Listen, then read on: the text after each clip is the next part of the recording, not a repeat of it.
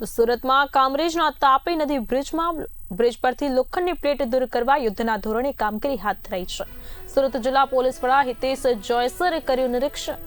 અમદાવાદથી સુરત જતા માર્ગનો એક તરફનો કામરેજ સુધીનો માર્ગ બંધ થયો છે। રંગોલી ચોકડીથી કામરેજ સુધી માર્ગ બંધ કરાયો। કામરેજ બ્રિજના વૈકલ્પિક માર્ગ તરીકે એક્સપ્રેસ વે શરૂ કરાયો છે।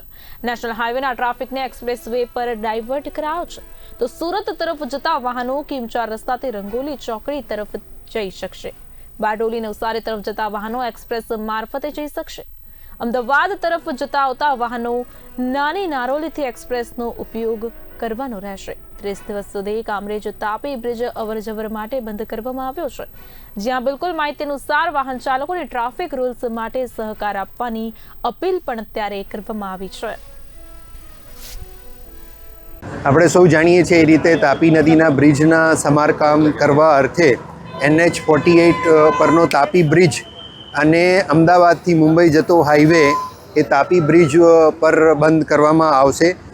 સુરત સિટી તરફ જતા વાહનો જે છે એ રાજ હોટલ મેક્સિમમ ત્યાં સુધી જઈ શકશે। હાલની ગોઠવણ પ્રમાણે ત્યાંથી એમણે રાઈટ ટર્ન લઈ અને પછી ગલા થઈ ગલુડી થઈ અને એ બાજુના વિસ્તાર સચિન હાજીરા એ બાજુ જઈ શકશે। વરાછા બાજુ પણ એ બાજુથી જ જઈ શકશે। એટલે સિટી તરફ જતા લાઇટ મોટર વ્હીકલ જે છે એ રાજ હોટલથી આગળ નહીં જઈ શકે અને હેવી વ્હીકલ તમામ જે છે એ પણ રાજ હોટલથી આગળ નહીં જઈ શકે, જેની તમામે નોંધ લેવી। અહીં સુરત ગ્રામ્ય જિલ્લા પોલીસ દ્વારા વહીવટી તંત્ર અને national highway authority of India ના તમામ સ્ટેક હોલ્ડર્સ, તમામ કોન્ટ્રાક્ટર્સ સાથે રહી અને આ ડાયવર્ઝન ને શક્ય બને તેટલા ઝડપથી અમલીકરણ થાય એ માટેની તમામ તૈયારીઓ હાલ કરવામાં આવી રહેલી છે।